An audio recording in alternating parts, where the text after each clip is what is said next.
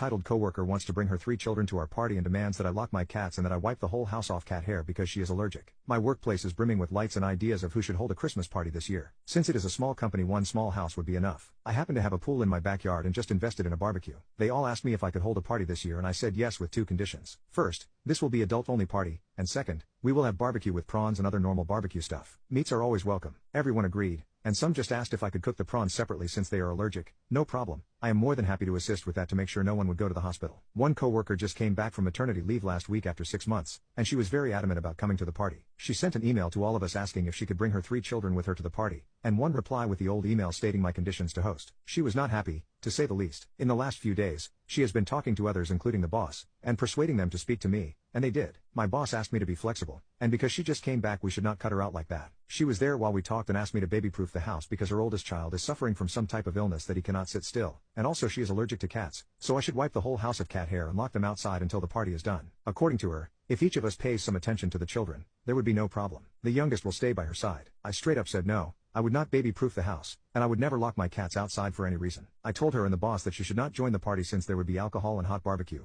and the pool would be dangerous to children without supervision. I made it clear that I agreed to hold the party because everyone agreed with my terms. If anyone is unhappy with that, they are more than welcome to hold the party at their place, and I will not complain. She stormed out of the boss's office with tears in her eyes. Some people told me to keep the office peaceful by just going along with her demands only for a few hours. I refused. I really don't care if anyone decided to not show up that day. If there are fewer people, then more alcohol for me, no biggie. Now, my boss decided to reevaluate the situation and sent an email asking if anyone else volunteered to hold the party. I was not included in that email. I found out through a work friend. I did not say anything and ignored it. People have been replying by email to each other without me, and no solution. Yesterday, she came in with her baby and tried to show me. I don't like any type of kid, so I asked her to leave my table and continue to work. She took offenses and left for the whole day, and her workload fell back on us since we all thought she would come back. But as of right now, she comes and goes as she pleases because there would always be something with the babies. People are telling me to stop being an and just give her what she wants because being a mother of 3 is no small job, and she deserves a break too. To be honest, I almost laughed out loud hearing that. Still, people insisted that I was the in this situation. Update, today we received this message from her. Good day. I think I should email you guys after church today to let you know about the current situation that we are all in.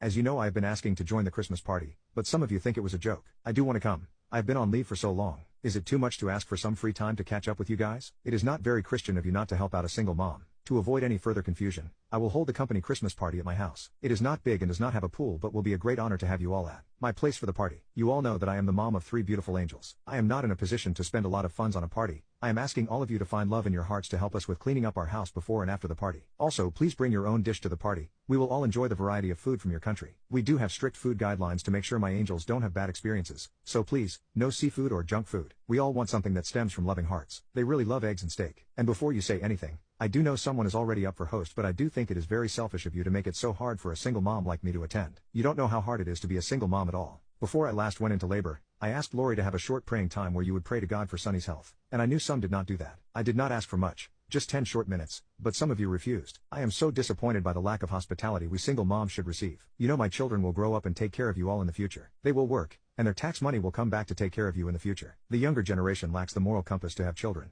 and that responsibility falls on us. Mom, may God shine his love. Update, my coworker came to work at noon. She started by changing diapers right on her desk. The stench left us nauseous. Someone told her we had a bathroom with a baby changing stand, but she ignored the person. I decided to tell her about it, in case she did not notice. She told me a baby hater like me would not understand the joy of having babies and should not be fussy because it would be the closest for me to be near a baby. I told her about the diaper again and stated it was really hot. The air conditioner was on full blast. The smell spread through the office, and it was just unbearable. We decided to move to the canteen outside, and we can work remotely as long as there is an internet connection. When we came back about 2 hours later after receiving an email from our boss to go back to the office, she already cleaned up the mess, but of course, her eyes were filled with tears. My boss was standing next to her, patting her on the back. Boss started telling us she filed a formal complaint. She felt discriminated against and humiliated because everyone treated her like a disease or something. No one said a word but me. I informed the boss about the incident that forced us to leave the office. Boss still said we must understand the situation because she is a single mom. Instead of complaining, we should just help her clean up. I asked why we had to clean up after my colleague. My boss said this was a small company, and people should treat each other like family. I lost my word. She cried again in the background with the baby yelling in the carriage. Some said sorry to her. I did not. I just tried to get back to work. It quieted down for about 1 hour. Then I received an email that my boss would like to talk to me. When I walked in, she was already there. She then told me she would like to talk about the hostile working environment that I created a few weeks ago, because the party I was about to host discriminated against her and her children. I said everything was fine until she returned to work,